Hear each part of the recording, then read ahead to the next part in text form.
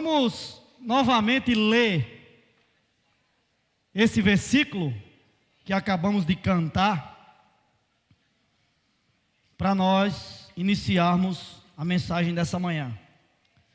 Vamos ficar de pé? Certamente a palavra da cruz é loucura para os que se perdem, mas para nós que somos salvos é o poder de Deus. Só a última frase. Mas para nós que somos salvos é o poder de Deus. Louvado seja o Senhor. Podem sentar e vamos continuar desfrutando do poder da cruz. Ontem foi falado para nós que a cruz não é um fim, mas a cruz é um meio. E a cruz não é simplesmente para lhe fazer e para me fazer sofrer, mas a cruz é para me matar, é para lhe matar. Não na esfera física, mas na esfera do seu e do meu ego, das suas e das minhas preferências, daquilo que eu simplesmente acho, e acabou. Antes, quando eu era da idade de vocês, faz pouco tempo isso, mas tinha um chavão entre os jovens que dizia assim: eu faço o que der na telha. Eu nunca entendi isso, mas eu dizia também. Mas graças a Deus que eu conheci o poder da cruz. E aí eu não faço mais o que dá na telha. Eu faço aquilo que o Senhor está conduzindo para fazer. Esse é o verdadeiro papel da cruz. É nós deixarmos de lado o que a gente acha que deve ser, como a gente acha que deve ser, e decidir, como foi a mensagem de ontem, nada saber. Zé terminou a mensagem ontem falando sobre as 3 palavras: decidir, nada saber. Até ele usou o contrário, né? Saber, nada, decidir. Não foi? Já esqueceram? Foi ou não foi assim? Saber ligado ao conhecimento, nada ligado ao esvaziamento e, por fim, as nossas decisões. Mas, irmãos, o poder da cruz, ele também compartilhou ontem, não é uma questão de ser uma pessoa.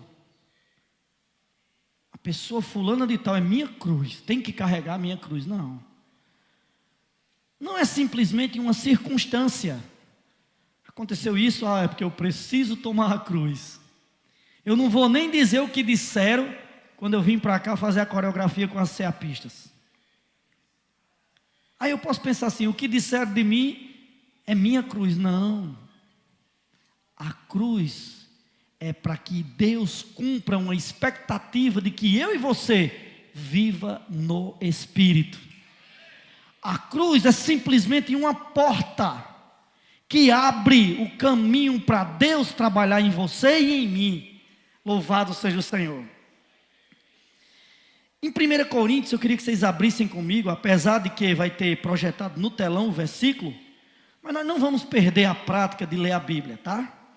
De abrir sua Bíblia de papel. Não tenho nada contra, é até bom projetarmos os versículos, mas mesmo projetado, abra sua Bíblia. Sabe por quê? Na sua casa não tem data show. Na sua casa não tem o programa de projetar versículo na parede. Na sua casa é você e sua Bíblia. Então abra sua Bíblia em 1 Coríntios capítulo 1, versículo 23. Pode projetar, viu, irmão? Sem problema. Mas eu quero que vocês abram também a Bíblia. 1 Coríntios capítulo 1, versículo 23. Paulo falando aos coríntios, ele fala assim, ó: mas nós pregamos a Cristo crucificado, escândalo para os judeus, loucura para os gentios. Por que será que Paulo, quando foi falar do Cristo crucificado, ele usou essas duas expressões, que esse Cristo crucificado é escândalo para alguns e loucura para outros? É porque a igreja em Corinto era formada dessas duas categorias de pessoas. Em sua maioria, lá tinha judeus e lá tinha gregos ou gentios, tá? E esses causaram muito problema ao apóstolo, porque os judeus, eles ficavam presos e só pedindo sinais, eles queriam ver a coisa exterior. E os gregos, por ter uma cultura de busca de saber, de conhecimento, ficava só procurando os encargos ou aquilo que Paulo falava, a própria carta aos Coríntios, para buscar ali conhecimento.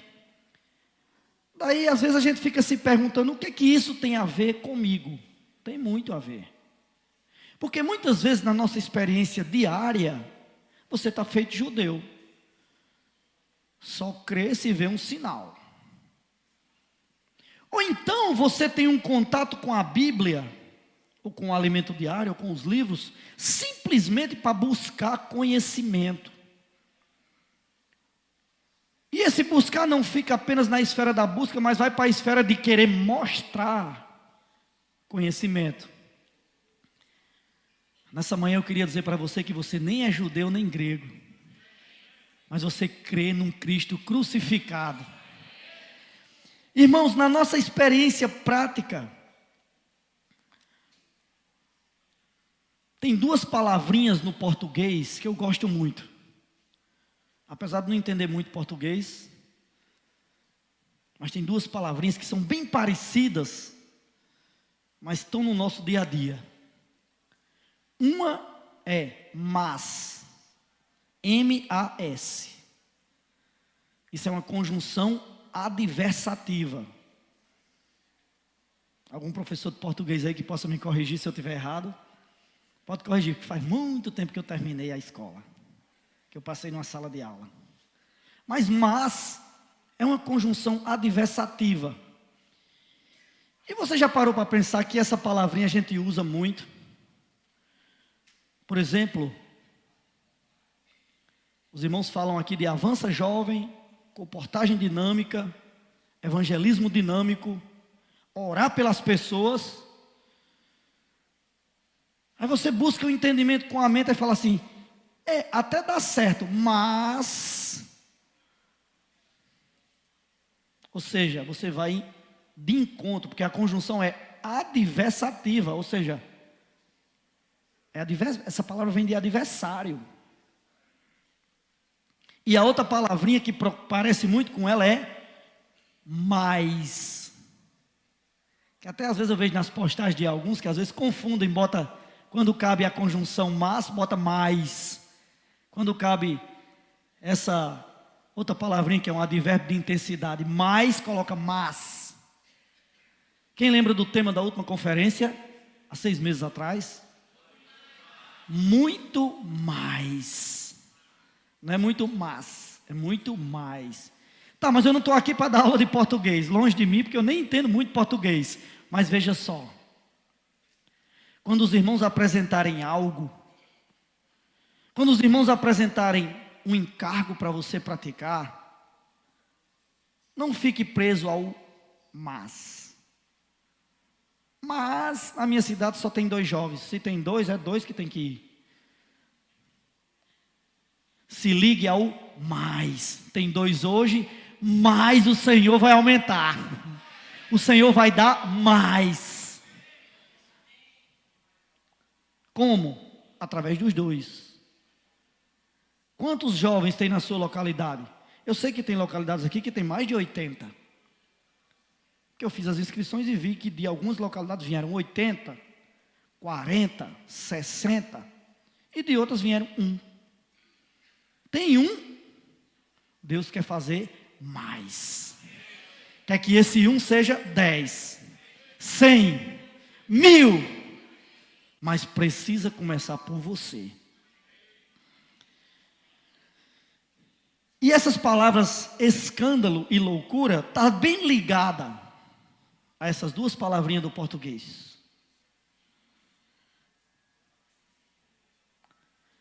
As ceapistas estiveram aqui e fizeram a coreografia, não foi?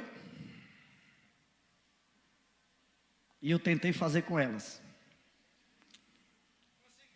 Consegui? Valeu, Joacir. Você é meu amigo, obrigado.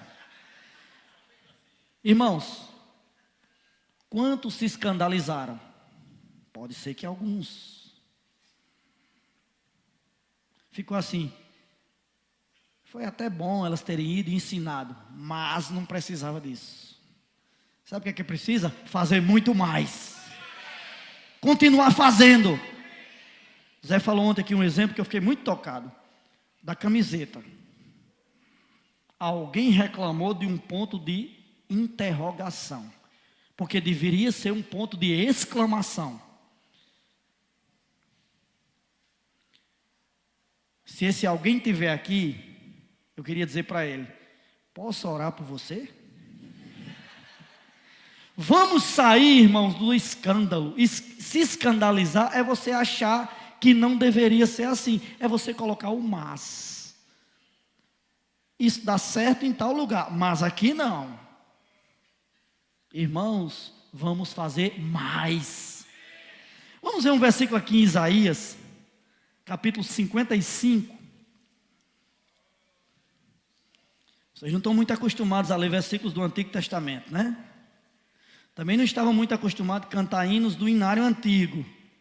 E hoje cantaram um até que é antes do Inário Antigo. Não tem nem no Inário, né?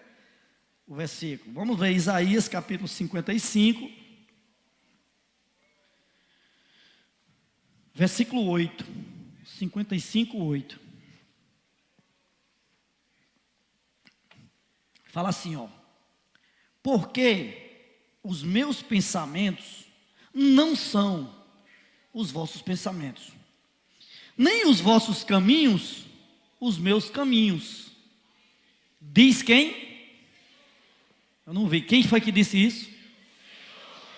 Então, irmãos, isso prova que, na maioria das vezes, o que eu escolho, o que eu decido, o que eu quero fazer, não é o que o Senhor escolhe, o que o Senhor decide, o que o Senhor quer fazer. Por isso, saia do mas e vá para o mais. Na Bíblia está cheio de expressões e de histórias que vai de encontro ao que eu penso. Quer um exemplo? Árvore do conhecimento do bem e do mal. Uma árvore que Deus colocou para proibir o homem de tomar dela e comer. Foi ou não foi? Aí você pode se achar como eu me achei um dia. Por que Deus colocou? Pode ou não pode? Alguém já pensou assim? Esqueça seu pensamento, porque o seu pensamento não é o de Deus. Deus colocou e pronto. Tem outro trecho que fala que havia um animal no jardim que enganou a mulher. Um animal que falava e que ainda a sagacidade do diabo entrou nela. Como é que permite? Deus permite, então é assim mesmo. Tem outro trecho, é interessante esse, que Deus falou para Noé assim, ó: construa uma arca.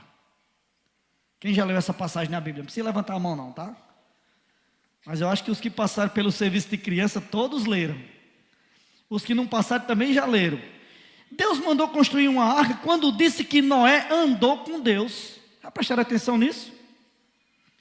2 capítulos antes, teve Enoque, que andou com Deus, e Deus simplesmente o tomou para si. Agora veio Noé, andou com Deus, e Deus não tomou para si. mandou fazer uma arca. É Deus que quer assim. Foi assim que Noé fez e salvou ele e a sua família. Então, irmãos, Deus fala, nós simplesmente obedecemos.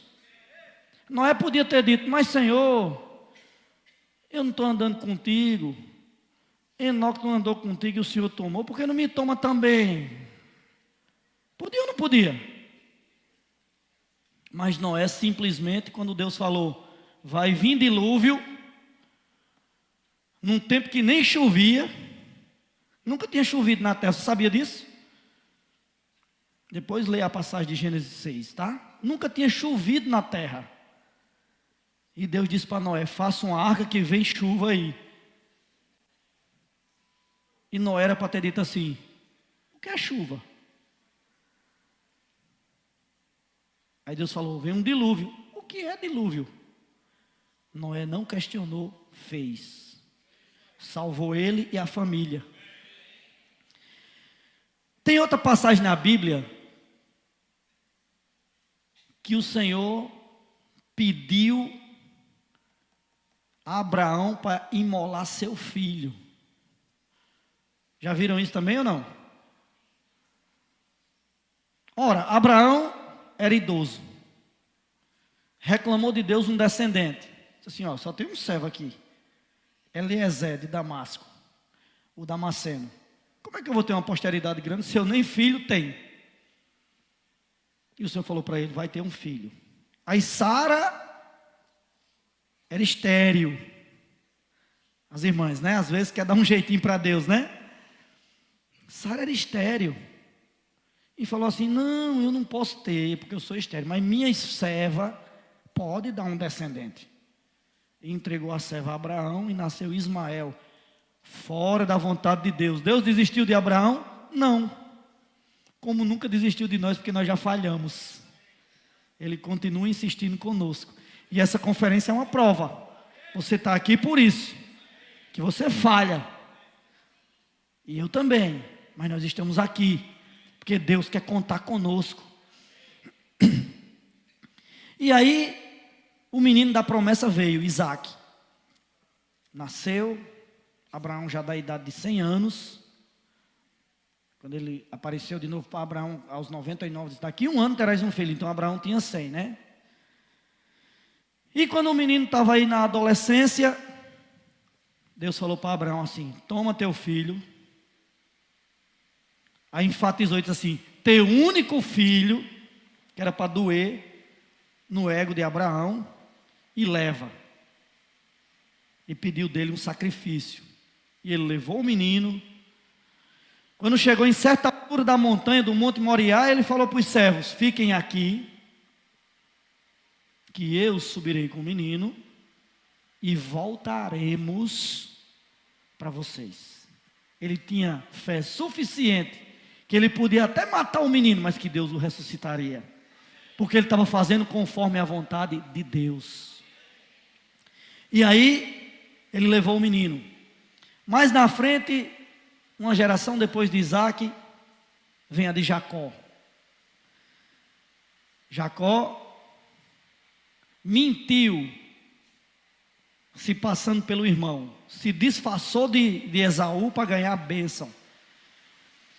E o interessante é que Jacó não fez isso para ganhar vantagem,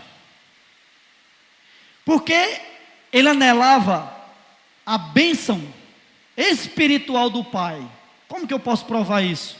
Porque assim que ele recebeu a bênção, ele fugiu. Ele não estava preocupado com bens. Quando ele ficou rico lá onde ele foi, que ele voltou, ele viu que Esaú tinha também recebido muitos bens. Ele quis dar um monte de presente a Esaú. Esaú disse: não, pode ficar com você, eu também tenho.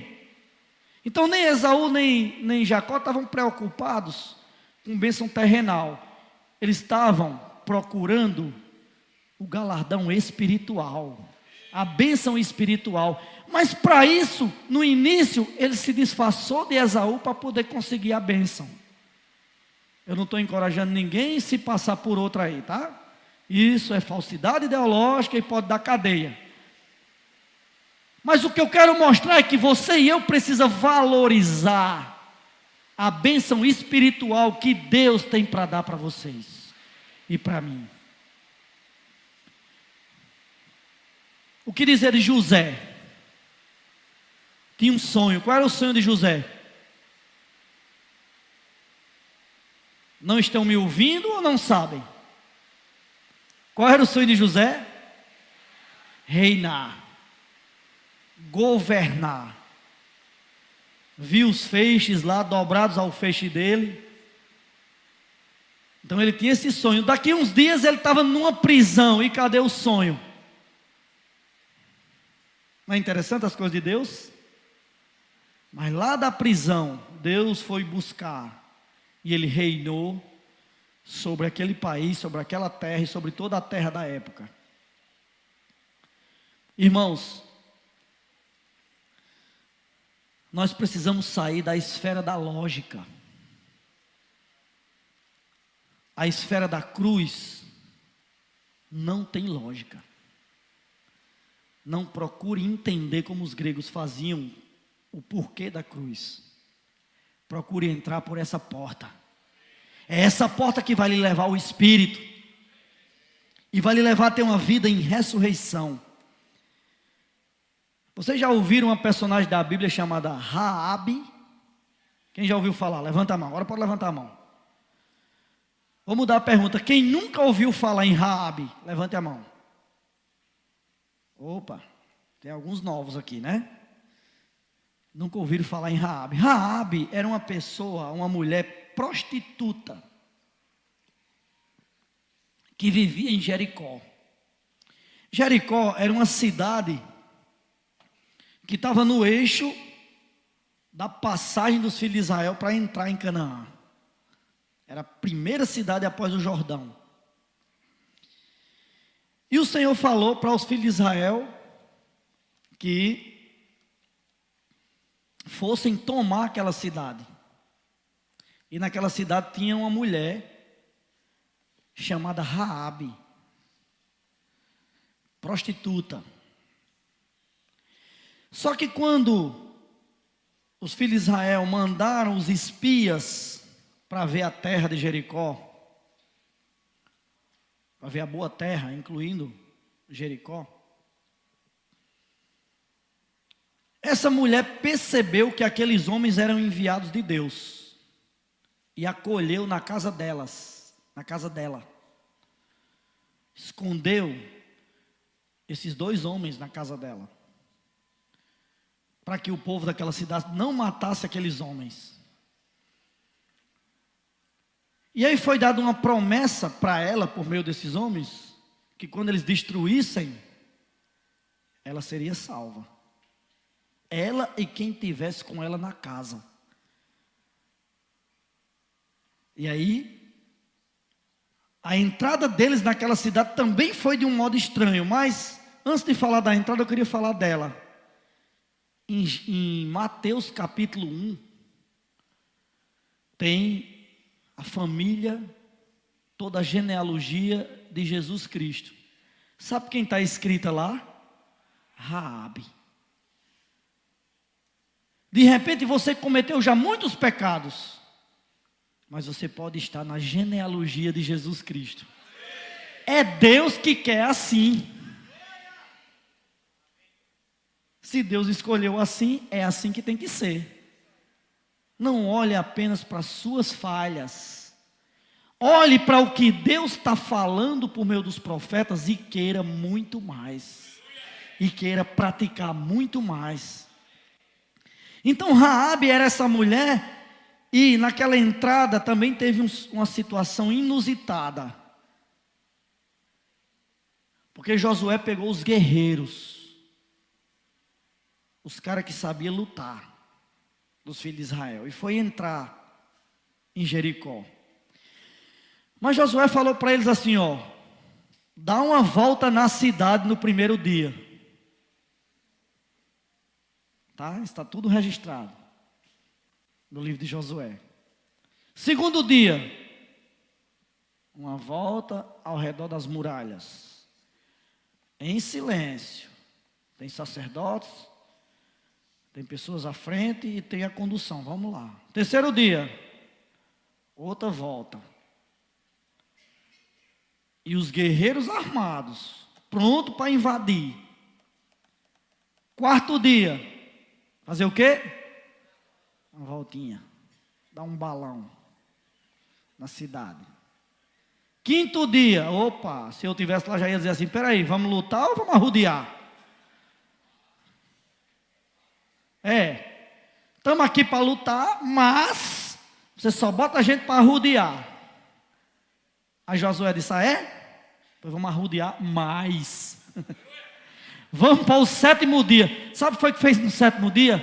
Arrodeia 7 vezes. Suado, todo mundo já cansado. É estranho, é loucura, mas é assim que Deus disse que eles iam ganhar. E quem creu, ganhou. No final, sabe o que foi que Josué falou? Agora nós vamos gritar. E ganhar aquela guerra no grito. Tem uns acusadores meus que dizem que eu ganho o jogo de futebol no CEAP no grito. Mas eu aprendi na Bíblia. E as batalhas a gente ganha no grito. Praticando o que Deus falou. Deus falou, eu vou. Deus mandou ir para a rua, eu vou, porque as pessoas estão na rua, desesperadas, à espera de alguém para orar por elas. Senhor Jesus, irmãos, pensa aí, quem foi Davi? O cara era barra pesada, não era? Matou gente, adulterou, tomou a mulher de um, fez isso, fez aquilo, e a Bíblia chama ele de quê? E não é só a Bíblia que diz, não. Eu olhando direitinho esse versículo, foi Deus que falou, um homem segundo o meu coração. A gente diz, é um homem segundo o coração de Deus, mas quem disse isso foi Deus, que Davi é um homem segundo o meu coração. Por quê? Porque ele era alguém que cumpria o que Deus falava. Ele pecava igual a mim e a você, mas ele se arrependia e procurava seguir o que Deus estava falando, porque tinha profetas falando e tinha pessoas cumprindo. E hoje, tem profetas falando ou não? Mas tem pessoas cumprindo? Diga assim, eu quero cumprir o que os profetas falam. Essa geração é caracterizada por ser imediatista. Acho que já foi até falado aqui hoje, ontem. Tudo tem que estar ao alcance de um clique, né? E já tem que aparecer. Se não tiver internet, se desespera. Zé falou ontem aqui, não foi? Se não tiver a senha do Wi-Fi do Mardunas, como é que eu vou pesquisar? Como é que eu vou acessar as minhas redes? Como é que eu vou postar que eu estou na conferência? Geração imediatista, quer tudo para o hoje, quer tudo para o agora. Tem alguns até que apelida de geração Nissim e Ojo, né? Tem que ser instantâneo. Irmãos, nós precisamos é do falar de Deus. Quem nos baliza não é o Google. Quem nos baliza é o falar de Deus. Louvado seja o Senhor. Vamos abrir nossas Bíblias em Gênesis, tá? Aliás, desculpe, em 2 Reis. Segundo livro de Reis. Os irmãos aproveitaram para fazer essa correção, né? A gente às vezes chama 2 Reis. Mas esse livro não é uma epístola para dizer segunda epístola de Reis. É segundo livro de Reis. Tá, vamos abrir no capítulo 5. Versículo 1. Segundo livro de Reis, capítulo 5, versículo 1. Tem um cidadão aqui chamado Naamã. Veja aí o que é que diz o versículo 1. Comandante do exército do rei da Síria. Era grande homem diante do seu senhor e de muito conceito, porque por ele o Senhor dera vitória à Síria. Ele era herói de guerra, porém leproso. Sabe o que é que significa lepra na Bíblia? Rebeldia. Muitos de nós aqui somos valentes, tem boa constituição da palavra, é até um com os irmãos, mas em algumas situações, lepra, são leprosos, desobedecem. E esse cidadão aqui, numa certa situação, numa certa guerra, versículo 2, tá? Saíram tropas da Síria e da terra de Israel, levaram cativa uma menina, uma adolescente, uma garotinha, uma jovem, que ficou ao serviço da mulher de Naamã.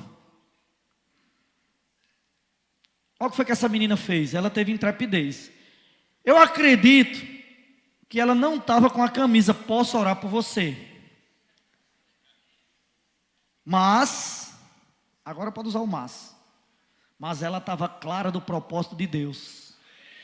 Porque olha o que ela falou. Vamos ver o versículo 3. Disse ela à sua senhora: tomara meu senhor estivesse diante do profeta que está em Samaria, ele o restauraria da sua lepra. Irmãos, quando nós praticamos a palavra profética, toda desobediência sai.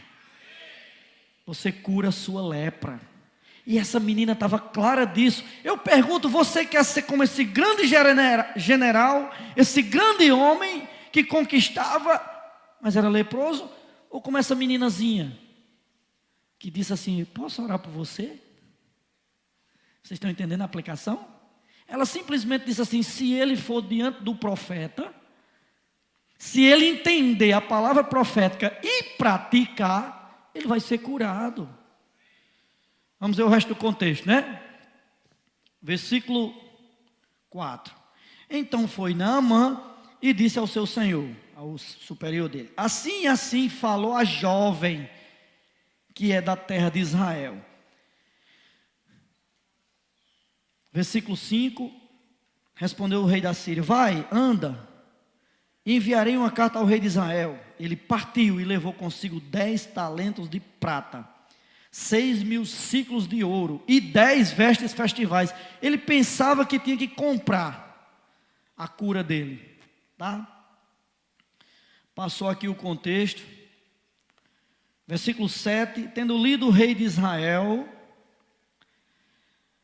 a carta, rasgou suas vestes e disse: acaso sou Deus com poder de tirar a vida ou dá-la? Para que este envie a mim um homem para eu curá-lo de sua lepra? Notai, pois, e vede que procura um pretexto para romper comigo. Ou seja, os homens ao redor de Naamã não tinham clareza da palavra profética. O rei mandou uma carta, o rei que era superior a Naamã, mandou uma carta para o outro rei, o rei de Israel. Não eram os reis que tinham a palavra, quem tinha a palavra era o profeta. A menina entendia, disse assim: vá diante do profeta. Mas o rei mandou ele para o outro rei falou assim: mandou essa carta aí porque quer fazer briga comigo. Mas vamos continuar lendo. Versículo 8. Ouvindo, porém, Eliseu, homem de Deus, que o rei de Israel rasgara as suas vestes, mandou dizer ao rei: por que rasgaste tuas vestes? Deixa eu ver a mim, e saberá que há profeta em Israel. Versículo 9. Veio, pois, Naamã com seus cavalos e os seus carros e parou à porta da casa de Eliseu. Versículo 10. Então Eliseu lhe mandou um mensageiro, dizendo: irmãos, falamos de palavra profética, há profetas falando, sim ou não? Mas muitas vezes esses profetas não estão aqui para lhe curar, mas eles mandam mensagem. Quem de vocês já baixou no celular o Instituto Vida para Todos? Você sabia que toda semana tem mensagem nova do profeta para você ouvir? Além dos profetas locais que reproduzem essa palavra, toda semana você pode acessar essa palavra e acompanhar o falar do profeta. Então Eliseu nessa hora só fez dizer assim, ó, vá lá e dê um recado a ele. Mandou uma mensagem. Eliseu também não tinha o Instituto Vida para Todos. Mandou a mensagem por alguém, mas nós temos o Instituto Vida para Todos. Podemos acessar as mensagens do profeta. E aí, versículo 10, continuando, então Eliseu lhe mandou um mensageiro dizendo, vai, lava-te 7 vezes no Jordão, e a tua carne será restaurada, e ficarás limpo. É difícil ou é fácil só se lavar no Jordão? Hein? É fácil. É difícil ou é fácil chegar para uma pessoa e dizer assim, posso orar por você? Se você ainda, alguns não responderam, né? Eu vou perguntar de novo, é difícil ou é fácil perguntar, posso orar por você? Mas digamos que você não tem coragem, ande com uma camiseta dessa, as pessoas vão lhe parar na rua e dizem, pode, venha, só lendo a camiseta, é por isso que essas camisetas foram desenvolvidas, porque tem os tímidos que não têm coragem de perguntar, a camiseta pergunta. Aqui, Eliseu deu uma palavra muito fácil, vai e lava-te. Mas o Naamã era meio complicado. Versículo 11. Naamã, porém, muito se indignou e se foi, dizendo, pensava eu que ele sairia a ter comigo, por se ia de pé, invocaria o nome do Senhor, seu Deus, moveria a mão sobre o lugar da lepra, e restauraria o leproso. Não são porventura Abana e Fafá, rios de Damasco, melhores do que todas as águas de Israel? Não poderia eu lavar-me neles e ficar limpo? E voltou-se e foi com indignação. Irmãos, vamos aplicar o que nós estamos vivendo hoje. Os irmãos falam de evangelismo dinâmico. Os irmãos falam de comportagem dinâmica.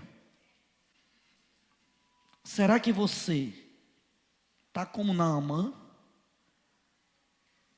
Dizendo assim, esse negócio de comportagem dinâmica, esse negócio de orar e depois apresentar um livro, é isso mesmo. João Barata deu um testemunho agora há pouco na sala de comunhão. Ele não está aqui, né? Ele está lá nos adolescentes, né? Que um irmão é da Liê, de Açu, e outros irmãos que estão fazendo comportagem dinâmica, visitaram uma cidade chamada Pendências. E orou por uma pessoa. E deixou com ela livros.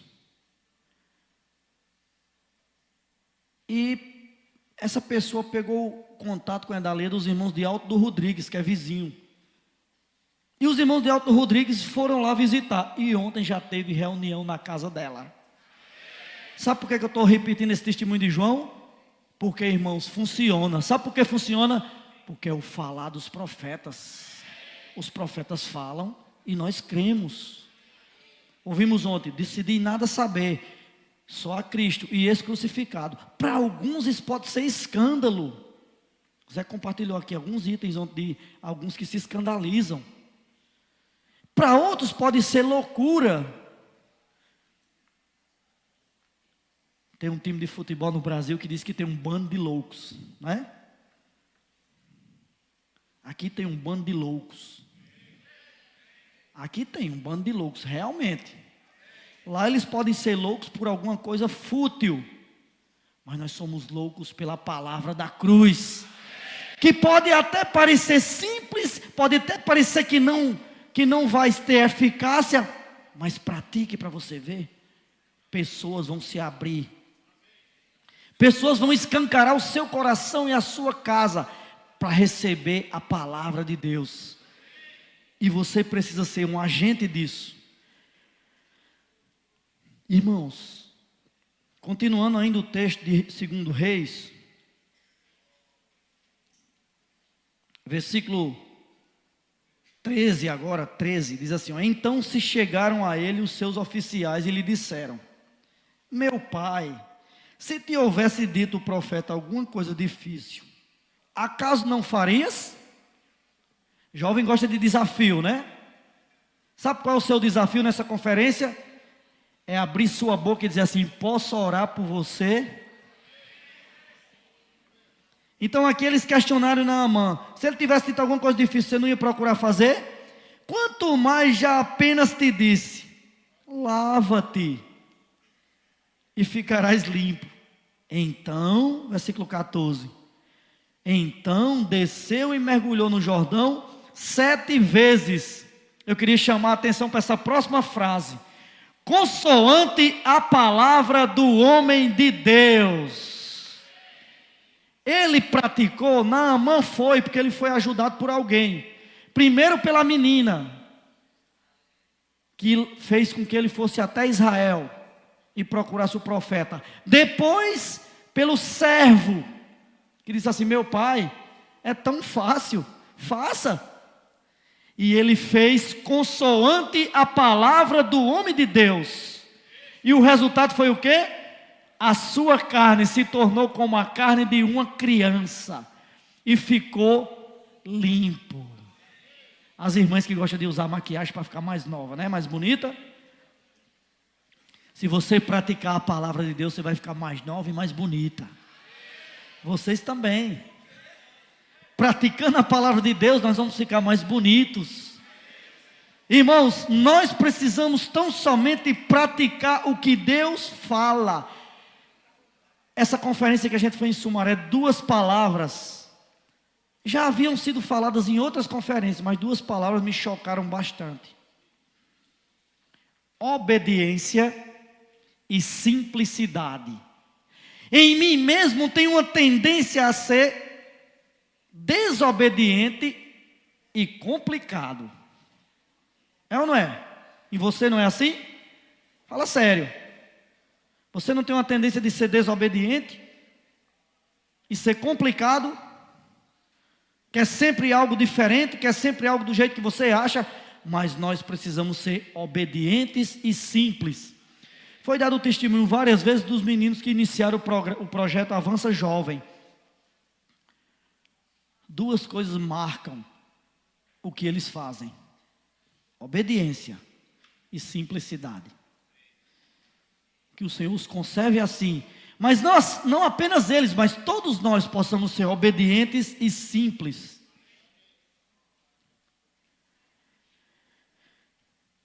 As pessoas de Israel, os filhos de Israel, quando ouviram falar que o Senhor ia nascer, que Jesus nasceria, vocês acham que eles esperavam o quê? Um grande homem, um grande rei, um grande general que conduzisse o povo e libertasse do poder dos romanos. Não era assim? E veio uma criança numa manjedoura, que viveu uma vida de cruz. E para complicar ainda mais a mente deles, foi morar em Nazaré. Nasceu em Belém, mas foi morar em Nazaré. Sabe por quê? Porque Nazaré era desprezível. Alguém chegou até a falar assim na Bíblia: de Nazaré pode sair alguma coisa boa? Irmãos, tudo isso é porque a palavra de Deus não segue lógica. É como Deus quer e Ele fala e acontece. Cabe a mim obedecer e ser simples, ou desobedecer e ser complicado. E cabe a você também. O que o Senhor tem falado para nós nesses últimos dias, o seu falar profético, é sobre comportagem dinâmica. Eu queria ler um versículo para vocês aqui. Marcos capítulo 16. Versículo 20. Marcos 16, 20 fala assim, ó. E eles, tendo partido, pregaram em toda parte. Segurei essa frase. E eles, tendo partido, pregaram em toda parte.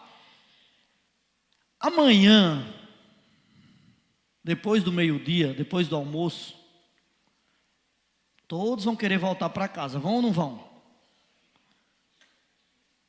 Ninguém vai morar aqui, né? Eu sei que alguns vão para o CEAP. Daqui direto. Vão ou não vão? Mas a grande maioria não vai para o CEAP daqui. Vai outra hora, mas vai depois. Mas vai para casa. Tendo eles partido, tendo vocês todos partido, pregaram em toda parte. Vão parar em posto para abastecer os carros ou os ônibus ou não? Os que moram mais longe, né? Talvez os que moram em São José, em Parnamirim, em Natal, não vai parar. Só em casa. Mas os demais vão parar, vão fazer um lanche na conveniência do posto Ipiranga, né? Vai abastecer. Quando parar, pregar em toda parte. Mas não é só amanhã no retorno para casa, não. Segunda-feira, vai sair de casa, uns para a escola, outros para o trabalho, e todos vão para a rua, vão ou não vão? Pregar em toda parte. Não precisa dar curso bíblico na rua. Na rua você vai chamar as pessoas para orar por elas. Você vai orar por elas. Você vai abordar as pessoas e vai dizer assim: posso orar por você? Só isso. Deixe essa frase escapar. Maleval deu um testemunho de um irmão que compartilhou que ele, quando chega na padaria, o dono da padaria já vai chegando para perto dele para ele orar, porque já sabe que ele vai perguntar: posso orar por você? E antes dele perguntar, ele pode orar, ore por mim. Tem que ser nossa prática, irmãos. Quase todos nós aqui, todo dia vai numa padaria, vai numa farmácia, vai no supermercado, contata pessoas na rua, pega Uber, vai para a faculdade, vai para o trabalho, cheio de pessoas lá. Deixe a frase sair: posso orar por você? Parece uma loucura, mas essa é a loucura da pregação.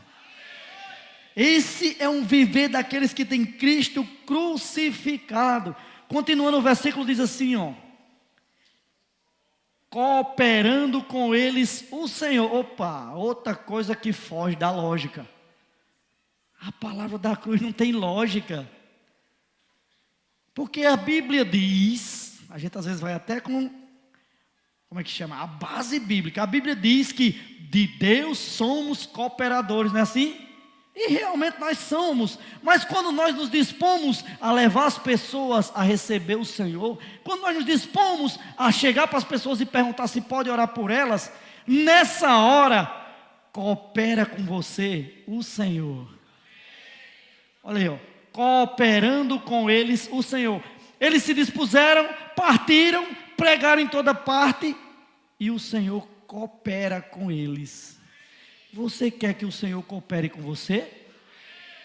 Vá para a rua e peça para orar pelas pessoas, e leve livro para elas. E conjunção aditiva, tem algo a mais, né? Confirmando a palavra por meio de sinais que se seguiam. Irmãos, quantos são os testemunhos de irmãos que, por ter ido para a rua orar pelas pessoas, evitaram divórcios, evitaram suicídios, evitaram homicídios. Mas se os irmãos não tivessem ido, obedecido à palavra do profeta, talvez naquele dia, aquela pessoa que recebeu aquela oração tivesse cometido uma loucura na vida dela. Mas a única loucura que ela comete agora é receber a palavra da cruz, que é loucura para os que se perdem, mas para nós é o poder de Deus. Então, irmãos, quando você se dispõe e parte mediante ou consoante a palavra do profeta, o Senhor coopera com você e confirma essa palavra com sinais.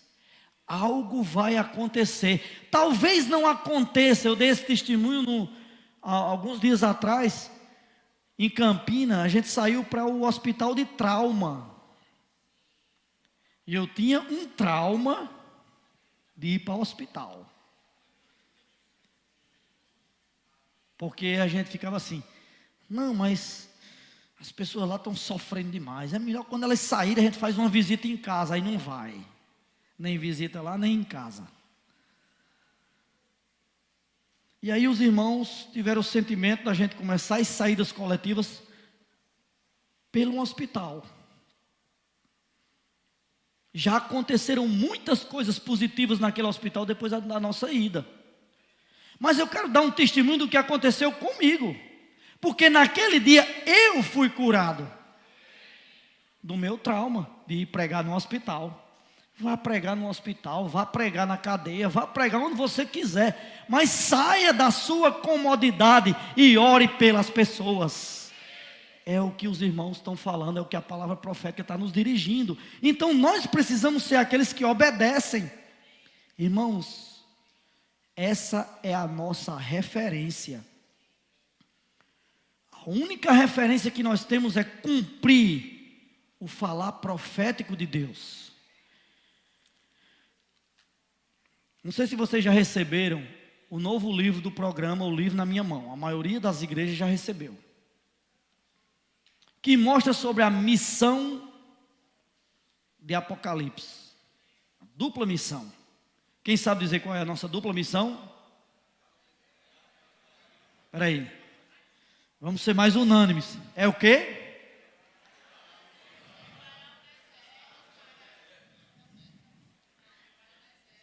Gerar o filho varão, preparar o deserto.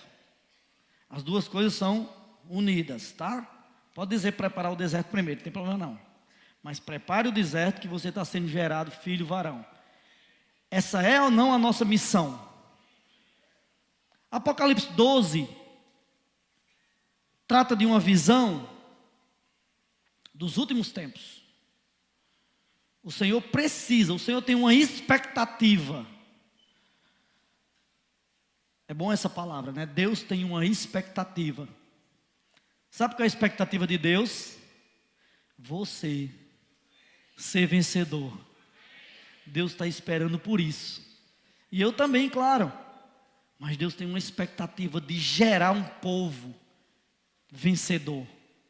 De gerar um grupo que cumpre o que Ele fala. Que não somente vive a vida cristã só atrás dos milagres. Pare de sofrer. Venha para aqui e receba cura. Isso Ele faz, Ele confirma os sinais. Mas Ele está principalmente procurando um grupo que Ele possa gerar. Um grupo de vencedores. Que possa cumprir o que Ele fala. E isso não é uma questão de daqui a um tempo. Isso é hoje. Esse grupo aqui é o grupo de vencedores. Você precisa crer que você está nesse grupo de vencedores. E aí, a maneira como nós vamos vencer é preparando um lugar. É preparando um deserto. É preparando um lugar que as pessoas possam, depois da nossa partida, como vencedores, encontrar alimento. Imagina só. Você se tornou um vencedor. O que você preparou? O que tem de comida espalhada por você no deserto? O deserto é um lugar que não tem água e nem comida. preparar essa mesa, preparar esse deserto, significa que eu e você vai ser arrebatado, mas vai ficar algo preparado para quem ficar. Você quer ficar ou ser arrebatado? Depende de como você está vivendo hoje. Se você está preparando um deserto, você vai ser parte do filho varão, do grupo coletivo de vencedores. Se você não está preparando o deserto, você vai ter que se alimentar de quem preparou. Os irmãos estão compreendendo? Então a expectativa de Deus é que hoje você, à medida que vai para a rua, cumprir a palavra profética de orar pelas pessoas, ao mesmo tempo que você prepara as pessoas, trazendo para ela a palavra de Deus, por isso tem que ter o livro, além da oração. Nesse mesmo tempo você está sendo gerado vencedor e preparando o deserto. Essa é a nossa missão. E essa missão, Deus precisa de soldados. Irmãos, os guerreiros de Jericó, que foram derrubar a muralha em Jericó, estavam prontos para a guerra, mas eles obedeceram a palavra do profeta, que mandou arrodear a cidade, 1, 2, 3, 4, 5, 6, no 7º dia 7 vezes, e depois gritar. Eles obedeceram e foram vencedores. Se isso não é o suficiente, Deus é quem sabe. É por isso que hoje Deus está falando, o Senhor está falando, que você precisa sair, orar pelas pessoas e deixar com elas o livro. É sua missão. Nós não podemos, de repente, entender essa palavra como escândalo. Eu saí. Porque às vezes a gente pode a gente pode ficar no lugar de Naamã. Eu pensei que era assim. Irmãos, seja simples, faça como o servo de Naamã, faça como aquela menina. Só oriente para ir, ou então só diga assim, não é tão simples, vamos praticar. Se você for simples e praticar, você vai ser um vencedor. Vocês sabiam que isso foi falado para Abraão? Gênesis capítulo 12. Essa nossa missão de sair e preparar esse deserto já foi falado a Abraão. Gênesis capítulo 12, vamos ler os versículos 1, 2 e 3. O 1 diz assim: ora, disse o Senhor a Abrão: sai da tua terra, da tua parentela e da casa de teu pai, e vai para a terra que te mostrarei. De ti farei uma grande nação, e te abençoarei, e te engrandecerei o nome, sê tu uma bênção. Abençoarei os que te abençoarem, versículo 3, e amaldiçoarei os que te amaldiçoarem. Em ti serão benditas todas as famílias da terra. Irmãos, a nossa missão é que todas as famílias da terra conheçam esse evangelho do reino, o evangelho que produz crescimento de vida nas pessoas. Então, vamos agora para Gálatas capítulo 3, que isso que foi anunciado a Abraão em Gênesis capítulo 12, está falando lá em Gálatas capítulo 3, versículo 8, Gálatas 3, 8 diz assim, ora, tendo a escritura previsto que Deus justificaria pela fé os gentios, pré-anunciou o evangelho a Abraão. Então Deus anunciou isso a Abraão antes até mesmo da lei. Ele falou assim: Abraão, em ti serão benditas todas as nações, todas as famílias da terra. E aqui ele fala: em ti serão abençoados todos os povos. Então a nossa missão, sabe qual é? Abençoar as pessoas. Eu sei que vocês aqui, boa parte já trabalha, boa parte está na faculdade. E sabe onde é que Deus quer lhe usar?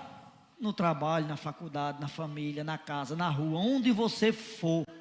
Deus quer fazer de você aquele que vai abençoar as pessoas. Por isso você precisa abrir sua boca e dizer assim, ó: posso orar por você? Você tem que cumprir o que Deus está falando. Para finalizar, irmãos, eu queria mostrar aqui um vídeo para vocês. Na verdade, esse vídeo não ia ser eu que ia mostrar. A equipe já está rindo ali, né? Mas como eu gosto de me adiantar nas coisas, eu queria mostrar o vídeo para vocês. Solta aí, por favor, esse vídeo. Agradável surpresa. Preste atenção. Israel, a luz. Essa manhã está cheia.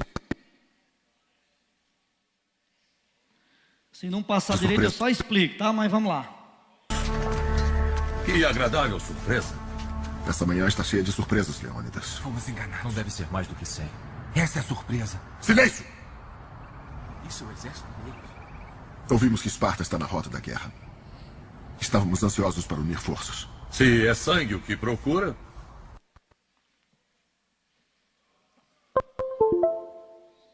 É assim mesmo. É porque eu me adiantei. Quando a gente se adianta, as coisas às vezes dão errado.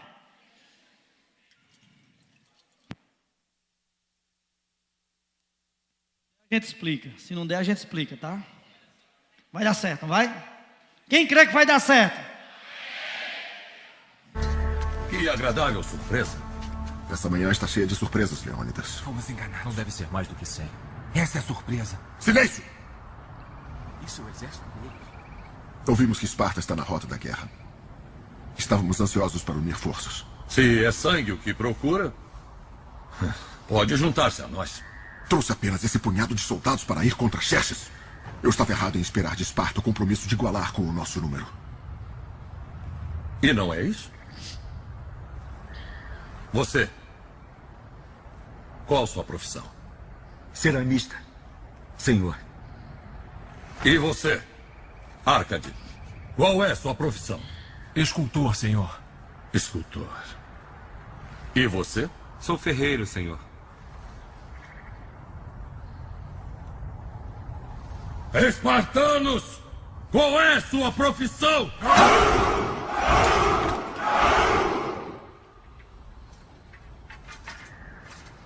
Percebe, amigo? Eu trouxe mais soldados do que você. Amém. Vocês entenderam? Calma. Já tem gente querendo sair agora. Calma. Leônidas, Zé falou ontem sobre isso é uma história, tá? Esse filme é baseado em fatos. Leônidas, um general de Esparta, ia sair para a guerra contra um exército que tinha, alguns dizem 250 mil, outros 300 mil. E esse outro general que vinha com essa outra tropa veio se juntar a ele para tentar ir para a guerra contra esses 250 a 300 mil homens. E aí o outro general se decepcionou. Como se dissesse assim: eu vou ajudar você com 300? É só isso que você tem? Aí ele falou: é sangue que você quer? Se junte a nós. Não foi? Vocês ouviram essa frase? Aí ele disse assim: você, perguntou a um do exército que estava se juntando a ele, qual sua profissão? Aí ele falou: ceramista, senhor. Perguntou o segundo: ferreiro. Perguntou o terceiro: escultor. Aqui tem muitos ceramistas, ferreiros e escultores, né? Universitários, alguém que já trabalha. Mas aí ele gritou para o exército dele: espartanos, Qual é a sua profissão? E eles gritaram: Ahu! Ahu! Vocês ouviram? Aí o irmão lá na conferência, ele falou assim, ó: esse exército de espartanos deu um incentivo para nós. Porque eles falaram assim: Ahu! Ahu! O grito de guerra, a garra deles, a motivação estava nesse grito. Mas nós temos outra motivação. Não é derramar sangue, é dar vida às pessoas, é orar pelas pessoas. E onde nós vamos fazer isso? Na rua. Então o nosso grito deve ser: pra rua, pra rua. Agora eu quero perguntar para vocês, o exército de jovens que está aqui: jovens, qual é a profissão de vocês?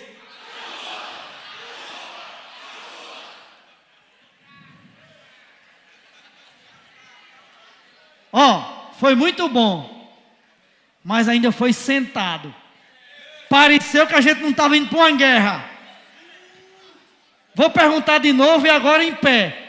Pode ser louco, é a loucura da pregação, é a loucura da oração. Espada e escudo na mão. Daí eu vou perguntar de novo ao exército de jovens. Tá.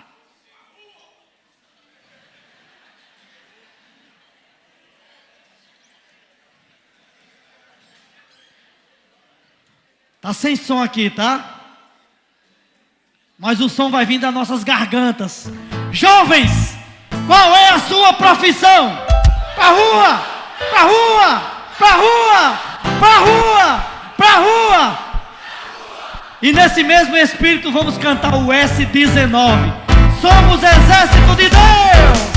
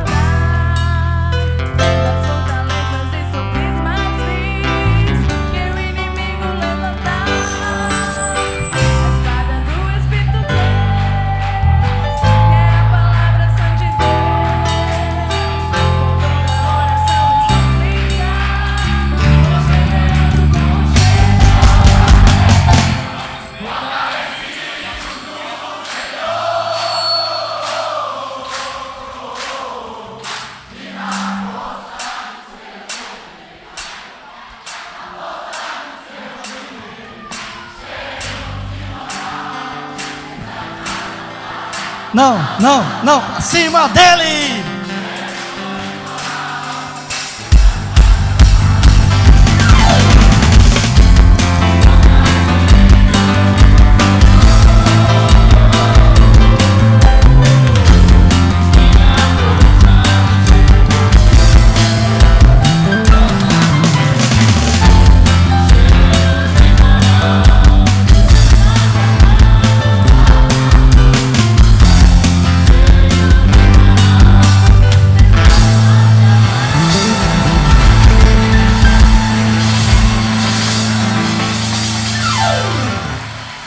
Jovens do exército do Senhor, qual é a sua profissão? Jovens do exército do Senhor, qual é a sua profissão? Fortalecidos no Senhor.